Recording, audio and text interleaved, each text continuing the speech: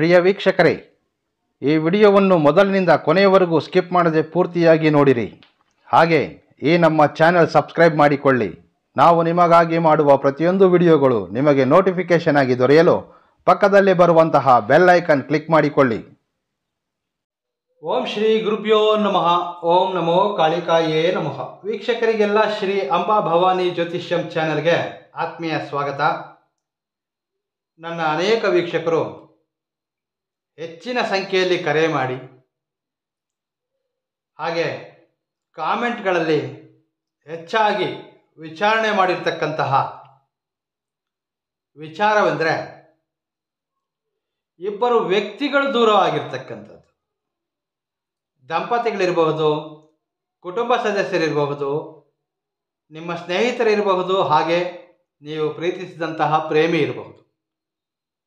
ಅನೇಕ ದಿನಗಳಿಂದ ನಿಮ್ಮೊಂದಿಗಿದ್ದು ಈಗ ಈ ಮಧ್ಯಕಾಲದಲ್ಲಿ ಇಬ್ಬರ ವ್ಯಕ್ತಿಗಳ ನಡುವೆ ಭಿನ್ನಾಭಿಪ್ರಾಯಗಳಿಂದ ಒಬ್ಬರಿಂದ ಒಬ್ಬರು ದೂರವಾದಾಗ ನಮ್ಮಿಂದ ದೂರ ಹೋಗಿರ್ತಕ್ಕಂತಹ ವ್ಯಕ್ತಿಯನ್ನು ನಮ್ಮ ಜೀವನದಲ್ಲಿ ಮರಳಿ ಪಡೆಯುವಂತಹ ಶಕ್ತಿಯುತವಾದಂತಹ ತಂತ್ರ ವಿಧಾನವನ್ನು ತಿಳಿಸಿಕೊಡಿ ಗುರುಗಳೆಂದು ಅನೇಕರು ಕಾಮೆಂಟ್ಸ್ಗಳಲ್ಲಿ ಮತ್ತು ಮೇಲ್ಗಳಲ್ಲಿ ಹಾಗೆ ಕರೆ ಮಾಡಿಯೂ ಸಹ ವಿಚಾರಣೆಯನ್ನು ಮಾಡಿರ್ತಾರೆ.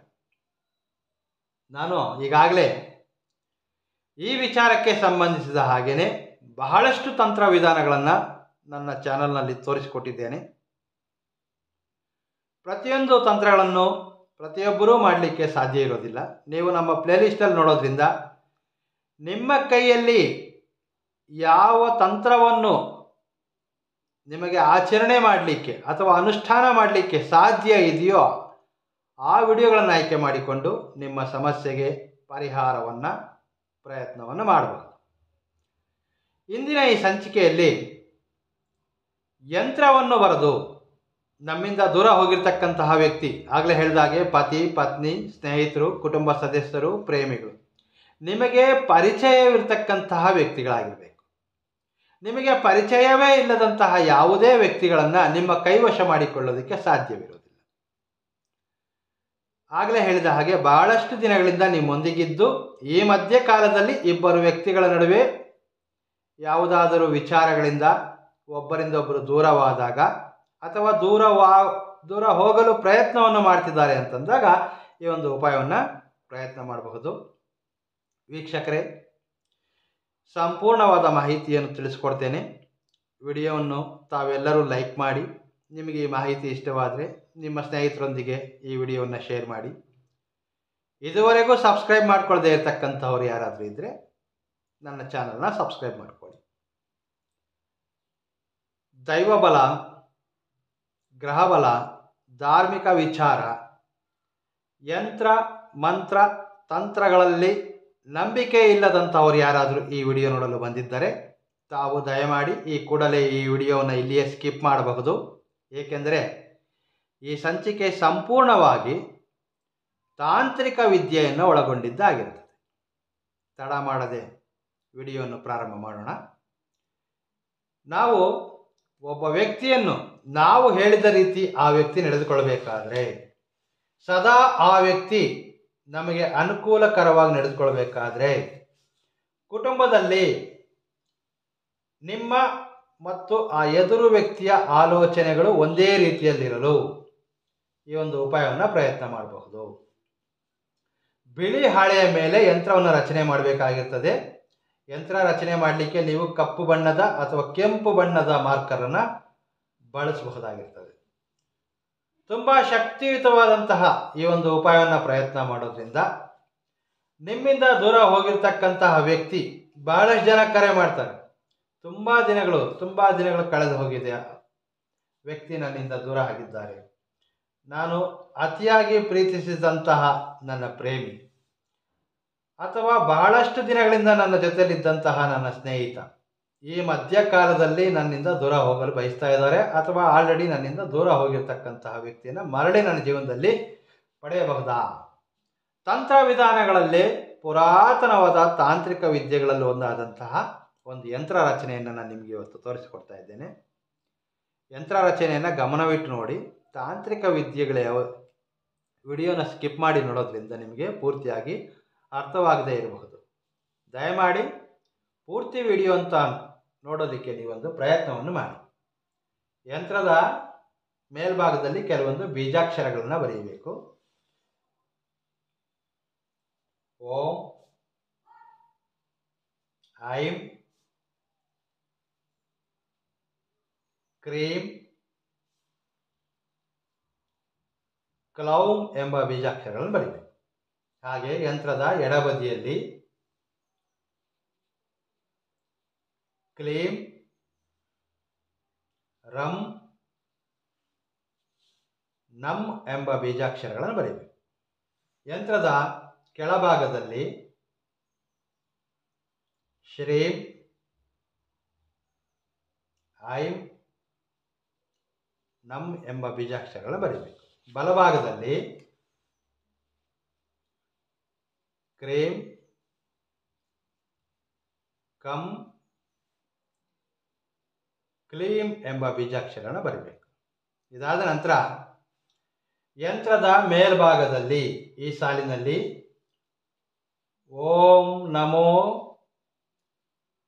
ಕಾಮಾಖ್ಯ ನಮಃ, ಯಂತ್ರದ ಮೇಲ್ಭಾಗದಲ್ಲಿ ಓಂ ನಮೋ ಕಾಮಾಖ್ಯ ನಮಃ, ಕೆಳಭಾಗದಲ್ಲಿ ಓಂ ನಮೋ ವಶ್ಯಂಕರಿ ನಮಃ, ಓಂ ನಮೋ ವಶ್ಯಂಕರಿ ನಮಃ. ಈಗ ಯಂತ್ರದ ಮಧ್ಯಭಾಗದಲ್ಲಿ ಮಮ, ಈ ಸ್ಥಳದಲ್ಲಿ ಯಾರ ಹೆಸರು ಬರೀಬೇಕೆಂಬುದನ್ನು ನಾನು ಮುಂದೆ ತಿಳಿಸ್ಕೊಡ್ತೇನೆ. ಒಂದು ಪ್ಲಸ್ ಚಿಹ್ನೆ ಹಾಕಿ ದೇವದತ್ತ, ಈ ಭಾಗದಲ್ಲಿ ಮಮ ದೇವದತ್ತ, ಮೇಲ್ಭಾಗದಲ್ಲಿ ಮಮ ಹಾಗೆ ದೇವದತ್ತ. ಇದಾದ ನಂತರ ಇದರಲ್ಲಿ ಕೆಲವೊಂದು ದೈವಿಕ ಸಂಖ್ಯೆಗಳನ್ನ ಬರೀಬೇಕಾಗಿರ್ತದೆ. ಆ ಸಂಖ್ಯೆಗಳು ಯಾವುದು ಅಂದರೆ 118, 176, 197. ಕೆಳಭಾಗದಲ್ಲಿ 786, 769, ಕೊನೆಯಲ್ಲಿ 716, 716 ಎಂಬ ಸಂಖ್ಯೆಗಳನ್ನ ಬರೀಬೇಕು. ನಿಮಗೆ ಯಂತ್ರ ಕ್ಲಿಯರ್ ಆಗಿ ಕಾಣ್ತಾ ಇದೆ ಎಂದು ಭಾವಿಸಿದ್ದೇನೆ.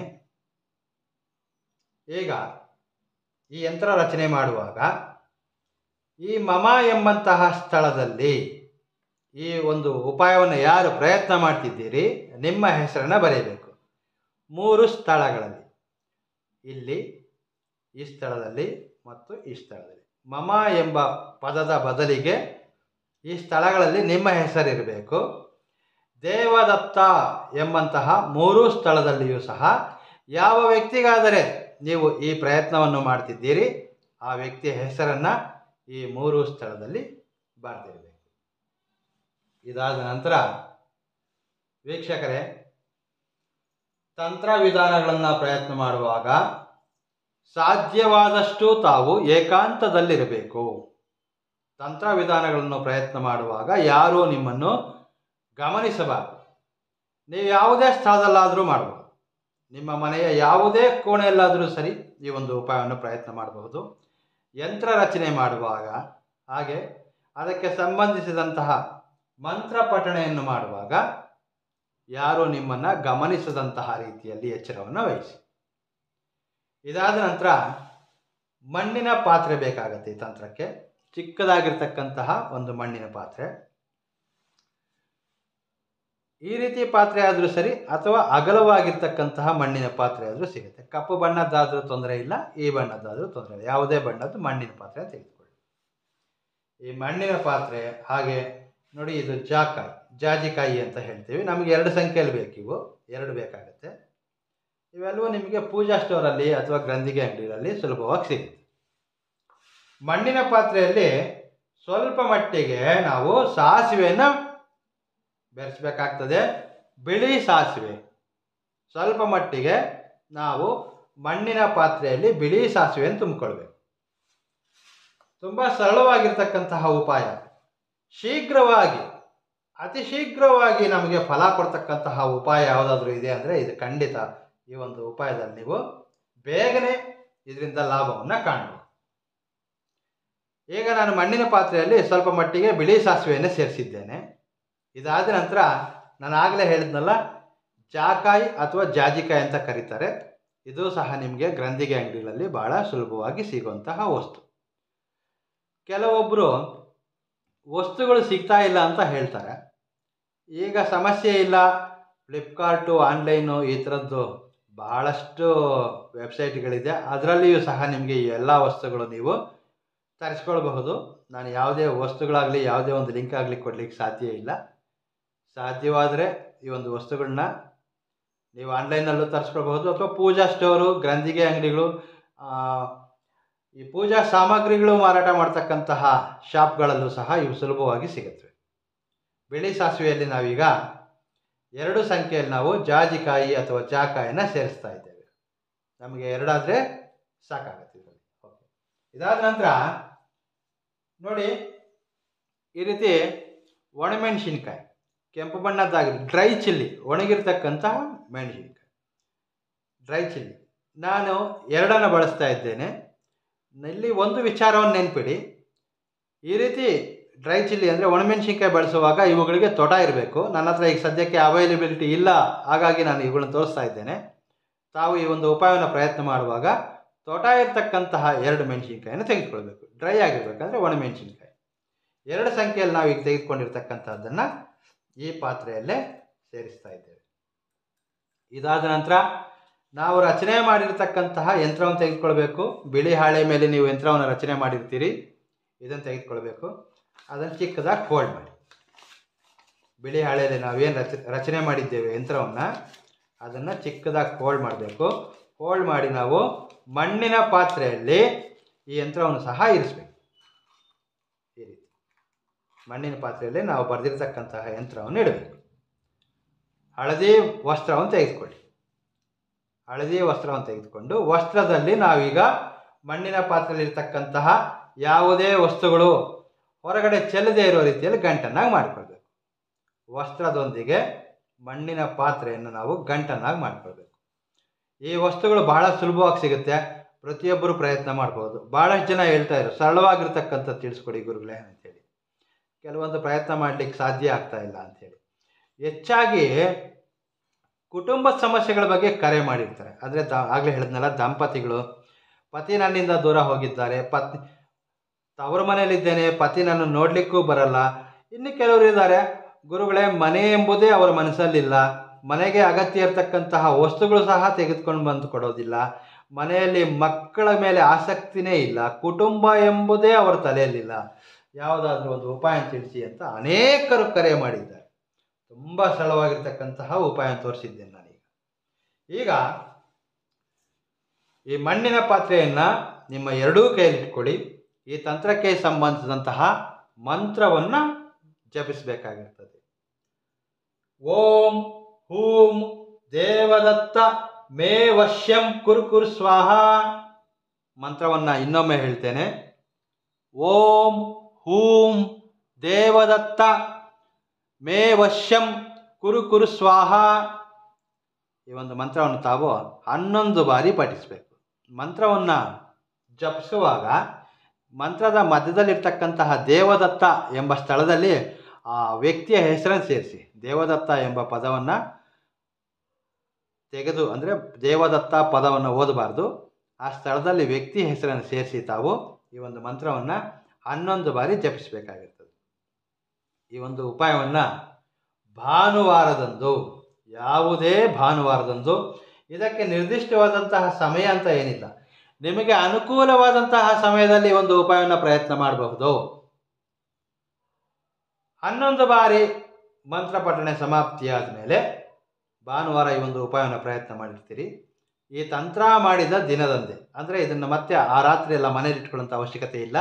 ತಂತ್ರ ಮಾಡಿದ ಕೂಡಲೇ ಅಥವಾ ಅದೇ ದಿನ ಈ ಒಂದು ವಸ್ತುವನ್ನು ಪಾತ್ರೆ ಏನಿದೆ ಮಣ್ಣಿನ ಪಾತ್ರೆಯಲ್ಲಿ ನಾವೇನು ಗಂಟನ್ನು ಕಟ್ಟಿದ್ದೇವೆ ಹಾಗೆ ಕ್ಲಾತಲ್ಲಿ ಹಳದಿ ವಸ್ತ್ರದಿಂದ ಗಂಟು ಹಾಕಿರ್ತಕ್ಕಂತಹ ಈ ಒಂದು ಮಣ್ಣಿನ ಪಾತ್ರೆಯನ್ನು ನಿರ್ಜನ ಪ್ರದೇಶಕ್ಕೆ ತೆಗೆದುಕೊಂಡು ಹೋಗಬೇಕು.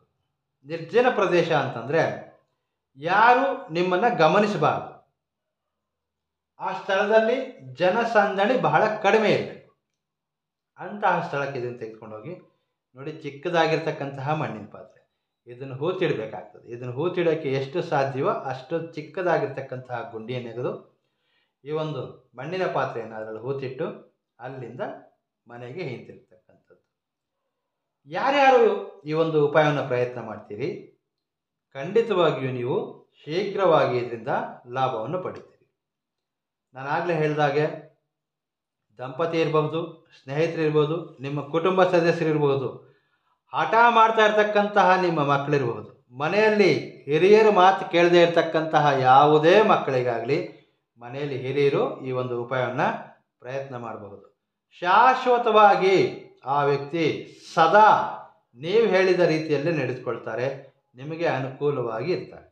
ಹಾಗೆ ಗುರುಗಳೇ, ಪತಿ ನನ್ನಿಂದ ದೂರ ಹೋಗಿಬಿಟ್ಟಿದ್ದಾರೆ, ನನ್ನ ಹತ್ರನೇ ಇಲ್ಲ, ಅಥವಾ ಪ್ರೀತಿಸಿದಂತಹ ಪ್ರೇಮಿ ನನ್ನಿಂದ ಈಗ ದೂರನೇ ಹೋಗಿಬಿಟ್ಟಿದ್ದಾರೆ, ಈ ಉಪಾಯ ಹೇಗೆ ನನಗೆ ಫಲ ಕೊಡಲಿಕ್ಕೆ ಸಾಧ್ಯ ಎಂಬಂಥ ನಿಮ್ಮ ಪ್ರಶ್ನೆಗೆ ಉತ್ತರ ಇಷ್ಟೇ. ಈ ಒಂದು ಉಪಾಯವನ್ನು ಪ್ರಯತ್ನ ಮಾಡೋದ್ರಿಂದ ಯಾವ ವ್ಯಕ್ತಿಯ ಹೆಸರನ್ನು ನೀವು ಈ ಒಂದು ಯಂತ್ರದಲ್ಲಿ ಬಳಸಿದ್ದೀರಿ, ಇದು ಹಿಂದೆ ಅಂದರೆ ಈ ಹಿಂದೆ ಕಾಲದಲ್ಲಿ ನಿಮ್ಮೊಂದಿಗೆ ಇದ್ದಂತಹ ನೆನಪುಗಳು ಆ ವ್ಯಕ್ತಿಯ ಮನಸ್ಸಲ್ಲಿ ಕಾಡಲು ಪ್ರಾರಂಭ ಆಗ್ತದೆ.